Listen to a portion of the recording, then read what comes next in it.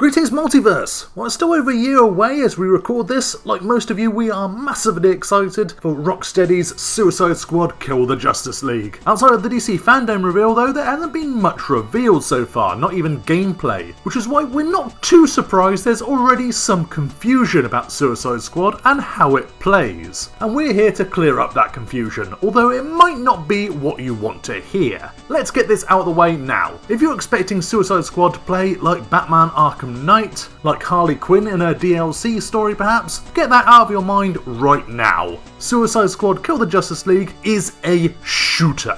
It's a third-person, team-focused, live service shooter. It's Destiny 2 meets Marvel's Avengers. It has some melee elements and special abilities, but it's predominantly a shooter. Undoubtedly, there are a few people who don't believe us. We know, we've checked. But our sources for this are game director Sefton Hill, the trailer, and Warner Brothers themselves. The game's press release on WB directly calls Suicide Squad a shooter multiple times. The sub-headline calls it a genre-bending action-adventure shooter, which is repeated in the first paragraph, and also that the game is about character-driven story gameplay with third-person shooter action. So if you've heard about Suicide Squad having similarities with the Arkham games, they're referring to the story and characters, not the gameplay itself. The actual game is a shooter.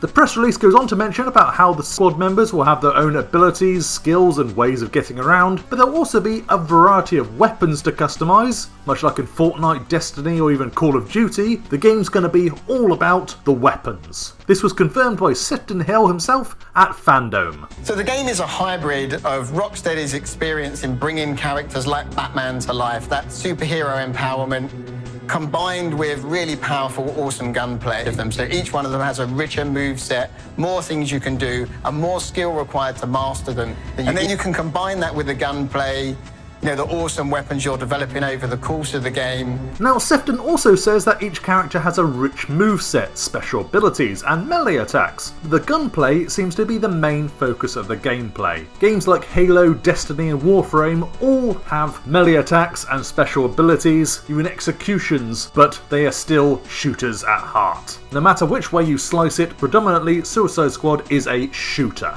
If you want proof, check out the game's trailer. All 4 Suicide Squad members shoot Brainiac drones with unique guns, even King Shark who gets a minigun. Harley's iconic bat is used approximately once as a finishing move and then it's destroyed. It's also a team-focused game, much like Marvel's Avengers. Unlike Gotham Knights, don't expect to be able to play the game alone. Aside from co-op, if you play Suicide Squad as a single player, you'll be playing with a team of AI companions, switching between characters at will, as the press release says. So scratch Avengers, it's actually closer to Marvel Ultimate Alliance or even a Lego DC game. The Suicide Squad will be together at all times, whether you're playing solo with AI partners or with other people controlling them all. And yes, it will probably be a live service game. It was revealed very recently, thanks to a WB job application, that all upcoming Warner Brothers games will have a heavy focus on live service. Gotham Knights is seemingly exempt, but Suicide Squad probably won't be so lucky. Since the most popular live service games are all shooters, it's not surprising that that's the genre Warner Bros. And Rocksteady want to push. So just to recap, Rocksteady's upcoming Suicide Squad Kill the Justice League is not an Arkham-style beat-em-up, it's a team-focused, live service, third-person shooter with a little bit of melee combat and special abilities. We understand that might be slightly disappointing, but we're sure the game will still be great, just don't expect it to play exactly like the Arkham games. But what do you guys think? Are you disappointed by this news? Are you surprised by this news? Did you know all about this already? Let us know in the comments below and be sure to check it out. And if you haven't already, subscribe to DC Comics Gamer for everything on the worlds of DC, including everything on Suicide Squad, Kill the Justice League and Gotham Knights. And please like, share, comment, it all really helps us out. Thanks for watching folks, Multiverse out.